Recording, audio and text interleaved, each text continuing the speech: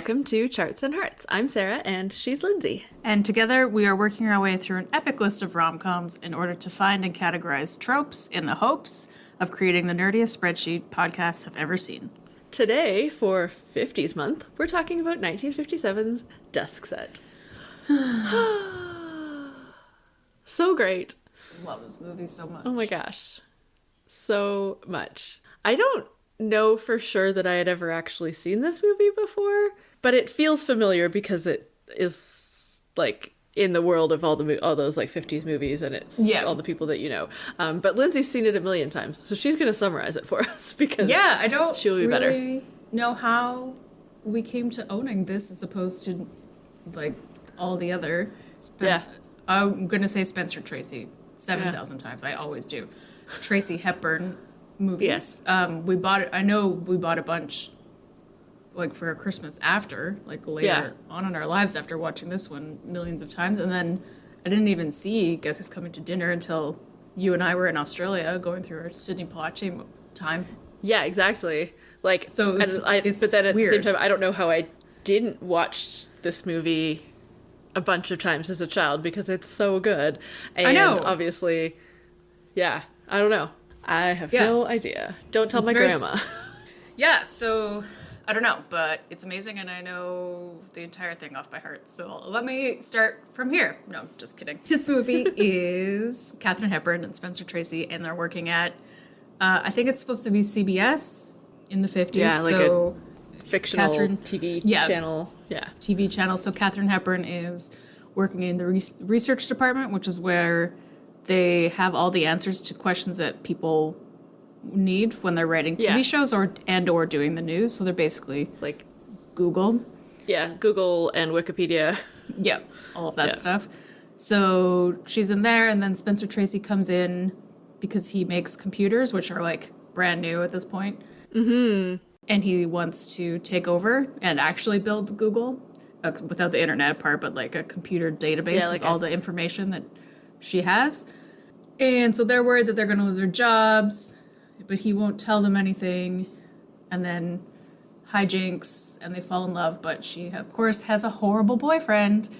And then the end, the big computer comes, and everybody's jobs are safe, and they get together. Hooray! Yay! Yeah, it's ridiculous and great and very fun, and it's also like at Christmas time. Mm-hmm. There's computer hijinks, of course. There's just normal hijinks. There's a lot of drinking at work. Oh my god, so much drinking at work. I'm like, how?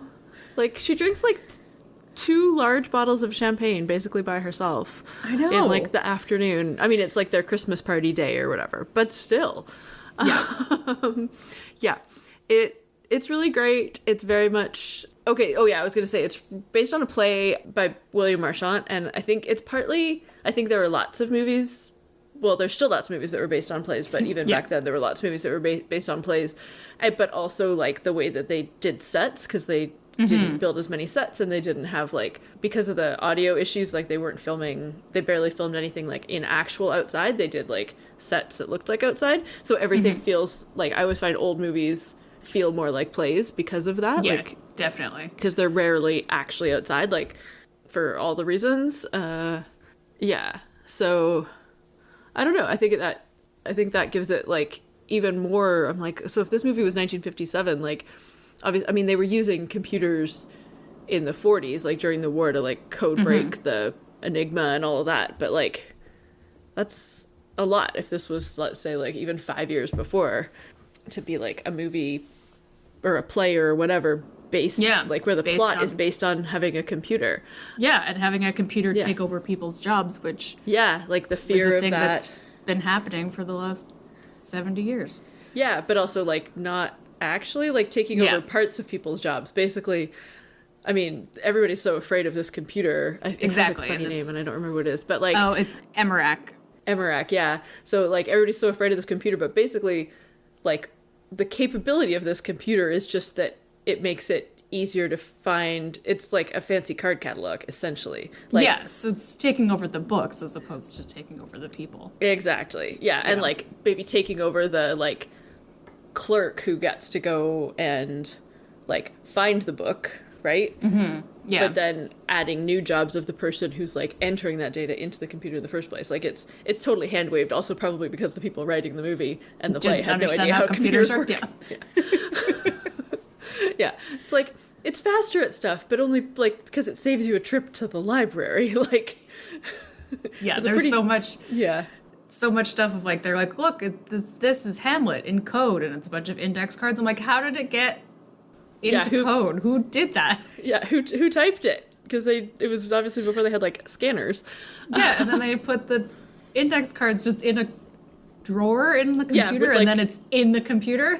Yeah, so somebody had to like load it onto the computer, and also like they didn't have like good persistent memory, so like when it turned off, was it gone? Yeah. I have no idea. Maybe I mean, it was still on the punch cards. Is the movie that Zoolander watched when the files were in the computer, because that's exactly. Oh, maybe. It seems like, or like it was inspired by this for sure. Yeah, for sure. Yeah, there's so much fun hijinks, and there's so much like that 1950s sort of glamorous workplace kind of thing. Because like everybody's still really dressed up. Like the men are all in suits, and the women are all in like very fancy dresses. Yeah. Yeah, I think it's a New York TV studio. And it is a female-based cast. Like, it's mostly female, which is nice. And then it's also so, like, I don't know if it's because it's a screwball or whatever, but it's like, maybe we're at this place, maybe because it's work and everybody's single, that there's, like, less sexism? I don't know. Maybe that people, like, they're respected in their jobs, even though, like, it's mentioned... like somebody left the year before to get married and go have a baby. Like it's still the 50s, but they're not looked down upon. Even the secretaries who are side characters, they're still like doing their job, and they're not like sitting on anybody's knee kind of thing. Well, and also everybody knows that like if you want to get something done, you don't talk to the guy, you talk to the guy's secretary, because they're the ones who actually know what's going things. On. Yeah. So, and like the whisper network of all the secretaries, like talking in code about who's going where and like all that stuff. Yeah. So it's a very positive female movie, which is also great. Like the women, only do sort of like secretarial and research and like sort of clerk type jobs. Like they're not the people, but they're also like, it didn't seem like, well, I mean, with the exception of her boyfriend, who's a total asshole. But like it wasn't like a workplace thing. Like it did. People weren't like groping secretaries explicitly in the movie. Except at the Christmas party, but they were just but the secretaries were groping back. So exactly. Consensual groping. Yes, there was consensual things happening at the party. Well, as consensual as you can be when you're 2 large bottles of wine in, but and also like, probably married, at least some of them. Yeah, exactly. And so like it wasn't perfect. It was, I mean, it's still a movie in the 50s, but for a movie from the 50s, it felt less sexist than expected. One of the fun things is that it's written by Henry and Phoebe Ephron. His name might be slightly familiar. They are Nora's parents, and so the trivia was like, just if you need a reminder, then she wrote a movie about how a woman fell in love with someone who put her out of business. So it's like, even though this is based on a play, but so is You've Got Mail. So it's a very common theme. There's only like 8 stories. Exactly. So, and that's one of them apparently. Yeah. So that's not how computers work. There's also a big giant red knob that's very Chekhovian. Indeed. Like, why would you have a big red knob that makes the computer go crazy? That's so big and so easy to take off. And like bump by mistake. It's like all the other buttons are hard to press, and then the one button that you're not supposed to press has like a giant lever attached to it to make it easy to press. Yeah. And it's just so like ridiculous. Right there at the front of the computer when there's an entire like control panel over in the back. Like, why isn't the big red knob over there? Exactly. Or like under a switchy thing, like like a nuclear bomb. Exactly. Yeah. Oh, so great. Oh yeah, also Miss Warner. Oh my gosh. Oh. Yeah, so there's from his lab, which I guess is a computer lab? I don't know. Yeah, the woman who comes to like run the computer.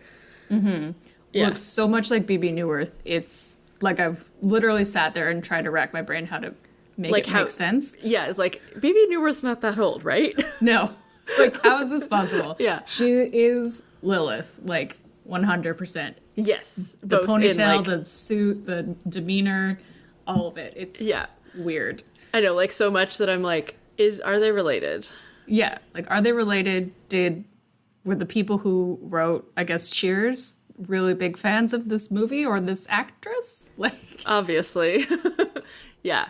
yeah. Because obviously, like, it's- BB Newirth, when she's not Lilith, like, they still look the same, but she's not as uptight. Yeah, no, she doesn't, like, she isn't, like, styled like this. Yeah. But still, it's weird. Yeah. Yep. So great. And then, oh man, there's Bunny's office. Because she's like the head of the research department. So she has this gorgeous office Yeah. with like the best plants in the whole world. I mean, it's spectacular. And she has like a beautiful couch and Yeah. Like lots and lots of books and Oh my generic gosh. maps of things and just like it's one of those offices. It's one of those set decorations that you're just like, this is an office that I want. Exactly. Yeah. Like I don't know. It's like too chaotic for me to actually want it, but I do want it. If somebody else would look after the cleaning and the dusting and the Yeah, exactly. finding where all the 17 million places where I left my coffee cup, Yep. then I would have that office, please. Yep. It's gorgeous. I mean, and we barely even talked about like the romantic relationship. Oh yeah. Because like Richard Sumner. yeah, so Richard Sumner, so he comes in and it's very much that like enemies to lovers kind of thing. Like he's curmudgeonly and out to ruin her job, but not really. He's just bad at communicating. And she doesn't want to fall for him, but does because he's just so charming. Yeah, but also like she doesn't really fall for him. Well, I mean, she kind of starts to fall for him and then realizes that she thinks that she's going to get fired. Yeah. And so then that causes conflict, but then that was just his other computer screwing up real bad because everybody got fired. Yeah. I'm like, I know the person stuffing the envelopes like probably isn't paying that much attention, but like, it you think if you're putting a pink slip in every single envelope, yeah, it's a bit questionable. There's some serious technology questions in this movie, but I'm okay with it. Indeed. Oh, Yeah, he's very gentlemanly, but also like yes. so not out to lunch, but so just like lost in his own world. Yes, yes, he's with very much in his everything, own like- world. And like they're going to lunch and she thinks like maybe it's going to be a fancy lunch and she's getting a little bit wooed and then it's like the saddest sandwiches you've ever seen with like cut up vegetables out of a coffee cup on the freezing cold roof outside. Roof in like November in New York. Yeah. And then he like asks her all these questions and is like completely stunned by how smart she is, which is nice. Which and appropriate because she is exceptionally smart. And also like smart not just in a like memorization recall but like making connections and like connecting the dots and figuring stuff out. She's not just a computer type good at computer recalling brain. information. Yeah. So and then they just like spend a lot of time together and And then the they go back to her apartment through some shenanigans of like being in a car with somebody's wife and kids and out of town mother and 7 people in that it's just car. like I know, I'm like with the kids just climbing all over the place. all over the place. And also like all the suitcases are also in the car even though there's a trunk. Like it's just I know. Well, yeah, and it's just like so many hijinks. But then the scene of like them and like he actually cooks for her at the like I mean, and part of that I'm sure as you can tell like they're both a little bit older, like they're in their like 40s. Yeah, late 30s, early 40s. Yeah, somewhere in there. Like so older than most people were getting married back then for sure. Yeah. And so like he's able, like he can actually look after himself, like he can cook and he like knows that he wants to dry his shoes out. I mean, he puts them in the oven and I think he forgets to turn the oven back off, but anybody can do that when you're distracted. Exactly. Yeah, so he offers to cook for her, which she was planning on doing for him and like and it's very nice. And then it's hilarious because misunderstandings and just Indeed. ridiculousness. And Yeah. Oh, and then the scene when like her boyfriend that she like doesn't seem to really like that much, but she still wants him to propose because that's what women were meant to want. I mean, that's probably the most sexist thing, is that like she's just like sitting around waiting for him to choose to propose and like not even sure if they're really dating or not. Like, it's super weird. It's weird.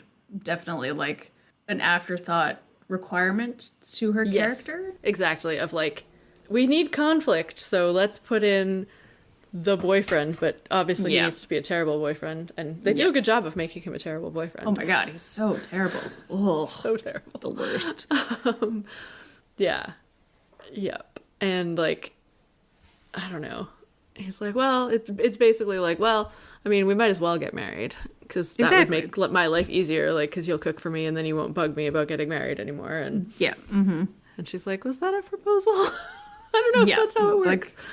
Like, I'm just like, let's go in 3 days and buy a house and get married. And just, why are you so mad about quitting your job and leaving your apartment in 3 days? And also it's Christmas. Like, I know. I don't understand the timeline of anything in that. Of like, he gets a promotion to move across the country and just like, well, of course you're going to come with me and be a stay-at-home wife and cook and clean and...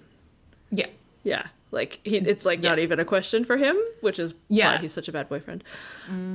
Yeah. Yeah, but, and it's not because she cares about her job and her coworkers. It's because she's in love with Sumner, of course. Because why else would she not want to do that for him? Yeah, so, exactly. Yeah. But so when he comes to the apartment and they're both there and like in their robes and pajamas and stuff, it's pretty funny. That whole scene is hilarious. Really funny. Yeah. Yeah. Oh yeah. Do you want to talk about the part where it's like was totally improvised? Oh yeah. So there's a part at the end in the apartment scene where the boyfriend leaves, but her best friend is there, who's amazing, and I love her so much, and is, if you are unsure, is one of the waitresses in Grease. Oh. Yeah, she's the one when they moon everybody, and she's like, ooh, who's that one on the left, or whatever. Yep, that's her. So she's very bawdy and amazing. And so she's there, she's like, what's going on? And then Spencer Tracy proceeds to tell them, and part of it is scripted, and they're like laughing a little bit, and he goes away and comes back and is like all disheveled, and his like shirt is untucked and his tie's loose, and he's like sticking his gut out, and he's just like completely improvised, and Katharine Hepburn falls off of her chair, and that is not written. That's just Katharine Hepburn falling off of her chair. Amazing. And I'm like that's amazing, because I love improv in movies, but also just like how happy she must have been in that moment of like pure joy of acting and with the person she loves, even though they can't really be together and all of that. Yeah, such a mess. Also, when I saw that on the trivia, I forgot. I just saw this other piece of trivia, which is very hilarious. So they called for the philodendron, which is like the big plant in her office, but they brought in a rhododendron instead, like the Zantac person. So then Katharine Hepburn brought her own giant philodendron to set, which is the one that like she's having to like unhook from the door. Goes and all stuff. the way around and around. Yeah, goes around the whole office. That's amazing. She's the best. Because I wasn't sure. I was like, did they have such good fake plants? Because like now it would probably be fake or like partly fake, partly real. But no, it was just from her house. Just hers. Amazing. Because she's the best. So one last thing to note before we go to tropes is that I think this is our first real couple, speaking of the two of them, that we've had so far. Yeah, I think so. That I can think of anyways. Yeah. So. Amazing. Yeah, and we will come back to them, maybe? Can't remember. We'll come back to her, of course, very soon, but I don't know if we have more of theirs on the list. We'll find out, but I'm sure we'll have more off-screen couples in our future. Definitely. Yes. Yeah. So many. Okay. Yeah, tropes. So we've mentioned a few tropes, but let's just list them all here. So yeah, enemies to lovers is definitely the main one in this. Yeah. She's definitely got and if it had been a different actress, I think she could have ended up being a manic pixie dream girl.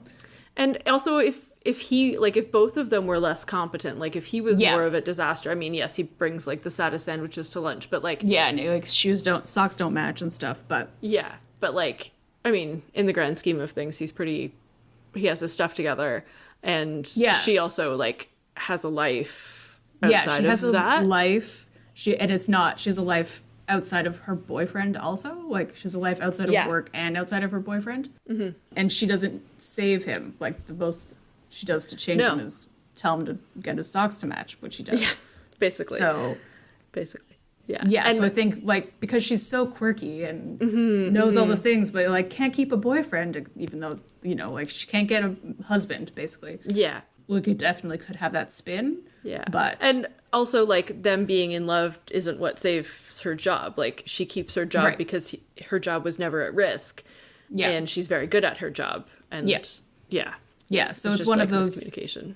interesting looks at what it could have been if it had been a different actor and slightly different characters. Yes, So, for sure. yeah. For sure. Yeah. Oh, the bad boyfriend. Oh my god. So useless. He's such a twerp. I don't even want to talk about him. and amazing apartments. Like it's not super tropey here because we don't ever, find out how much she gets paid. So who knows? And it's also the 50s, so I don't know if this apartment is appropriate for her salary. But Yeah, I don't know. I don't think we've had any major ones. I tried to think back to the I movies guess. we've done. But maybe You've Got Mail. Oh yeah, that apartment makes no Yeah. sense. Yeah, for her exactly. job. Exactly. And also, she could have sold it and kept the bookstore open. But we're not going back to that conversation. yeah. It's a different Efron, different movie. Indeed. But but that's kind of Yeah. it. And again, it's the 50s, so I guess she does have an awesome best friend. We should put that in here. Oh yeah, and also just the generic like workplace romance, workplace comedy. Yeah. Yeah. Amazing. And miscommunication. I Oh. don't know if that's really a trope. It's kind of just mean, a plot. Well, it's a trope thing, like a miscommunication, like they almost break up due to a miscommunication, or they almost don't get together because of a miscommunication. Almost don't get together. Yeah. Yeah. Yeah. Yeah. Bechdel test, as we said before, this movie definitely passes because they're not only not Yeah. talking about men, they're talking about research Yeah. and like facts and stuff. And Yeah, doing how to do their jobs. how to do their competently. jobs. Yeah. Yeah. And like, if you work hard, I'll give you a raise. Like, yeah, like being a good boss. Yeah. Yes, exactly. Yes, she has a like serious life aside from the romantic subplot. Parts. Yeah. Okay, let's make some pie. Mm-hmm. Okay, where should we start? Old technology. It's a very important part of the plot. It is a very important part of the plot, and like also a big part of the aesthetic, because like the office goes Yeah. from very like old fashioned, like there's just phones and typewriters and books, so it could Yeah. be sort of any era, to like, oh, this is very much like 50s 60s Yeah, looking. this is like, especially Maybe, like- 'cause how the computer looks. Yeah. Yeah, like 30, 40, I would say 40. Yeah, it's a lot. 40%. Okay, 40% old technology. I would like to be Bunny Watson when I grow up, please. Or just like, yeah, Bunny Watson. I want to be like her. Like, Yeah. yeah, what's the word I'm looking for? I don't know. Admire. Admire. Yeah. Yes, admiring Bunny Watson. We'll call it that. Yeah. I'm gonna call that what, like, also 15? 40? Oh, no, 50? 40? Yep. 40? Yeah. 40. Yeah. 40%, that seems like equal to the technology. Yeah. Because, yeah. Giant Yes. plants. Giant plants, like 5%? It's not a part of the plot, but it's No. definitely there. Yeah. And now, like, and amazing 1950s dresses. 15% seems too high. I think we should give admiring Bunny Watson 50%. Higher, yeah. And then, Yeah, let's do it. Okay. Yes. And then 5% for the dresses. Okay. Yeah. So, in summary, 50% admiring Bunny Watson, 40% old technology, but like new old technology, 5% giant plants, and 5% amazing 1950s dresses. Yeah. Amazing. Yes. So what's next for them, do you think? What do you think? I could see them yeah, like getting married and having a lovely life together. Yeah. Like, and like the kind of life where they both have their careers, and like Yeah. he probably goes off and does amazing things. She hopefully just like continues to have this amazing career.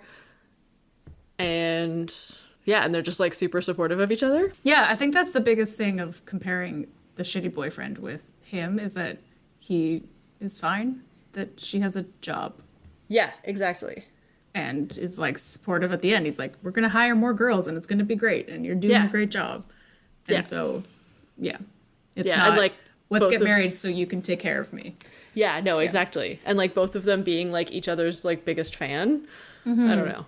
Yeah. Yeah, I And think- like probably not having kids, but like I don't know, being like the cool aunt and uncle of whoever in their of life. Yeah. whoever's around. Yeah, and just like Yeah. having, like, it's one of those things that, like, thinking about all the stories that our parents tell about their parents, 'cause it's the same generation of like staying Yeah. up all night and playing card games and smoking and like then going to the Yeah. lake and doing that again, you know, and like, but they just don't have kids, they just do that, and I'm like, that sounds sweet. Let's and do like that. probably going to like the Hamptons or wherever like wealthy-ish people in New York go in the summer. Yeah. Exactly, and like Yeah. clubs and Yeah. go to dinner Like all the having- time. Yeah, I bet they would have some epic dinner parties also. Oh my goodness, yes. So many. Definitely. Yeah. So this sounds like a great life for them. Indeed. Yeah. Indeed. So much fun. Yeah. So coming up next, we're fully into Christmas, and our very loose theme that's not just Christmas is Christmas in the UK, and because we make the rules. So Yeah. we will be doing in 2 weeks. We'll be doing Christmas in the Castle, because what every podcast needs is more Carrie Elways. Really, It's true. And honestly, I watched this movie last year and I loved it so much. I think I watched it twice over like the Christmas break last year. Yeah, Because it's I support that. just very good. Yeah. Yeah. Amazing. So yeah, obviously we've got a fun month ahead of fun, yes. seasonally appropriate films. And speaking of seasonally appropriate films, over on our Patreon, it's 50s month, but it's, again, we're making the rules. So even though it's still November, we'll be doing White Christmas. Yay! Ugh, amazing. Amazing. Yeah, that brings us to the end of this episode. Don't forget that you can rate or review us wherever you get your podcasts. And you can find us on social media. We're at Charts and Hearts Podcast on Instagram and Facebook, and Charts and Hearts on Twitter, if it still exists by the time this comes out. And you can find our website, chartsandhearts.com, where you can submit your suggestions for rom-coms or tropes for us to add to the list. Yeah, let us know what other Hepburn Tracy, why is that so hard for me, movies you should think. I think they did 7. This is their second to last, and then Guess Who's Coming to Dinner is their last one. Yeah. This is their first And- color one, though, so all the others are black and white. Yeah, I know there's one called Pat and Mike where she plays tennis, because that's one of the ones we Amazing. got for Christmas once, but that's all Yeah. I remember. And Ugh. I keep wanting to say Bringing Up Baby, but that's not him. No. It's just her. Yeah. Anyway, so let us know if you have ones of them that might work. And don't worry, there's more Katharine Hepburn coming up really soon. And if you want to find out more about our Patreon and listen to our White Christmas episode, plus all our other episodes that are not Christmas related, you can head over to patreon.com/chartsandheartsclub and support us for $2 a month. And we would really appreciate it, helping us make this ridiculous podcast that we love so Indeed. much. Indeed. And also, if you're not ready for Christmas, just, like, don't listen to it yet. Don't yell at us. Yeah. It's fine. It will come out after American Thanksgiving, which is America's rule. We've passed Yes. our rule so far because Remembrance Day is over, but Indeed. we understand if you're a December 1st person. That's I fine. am Everybody picks whatever they want. I'm a December 1st person, but I'm still doing it because I love the movie and it'll be fun. And we needed to fit more Christmas movies into this Basically. time frame. Basically. And In the meantime, bope bope dope to you. Goodbye. amazing. Bye.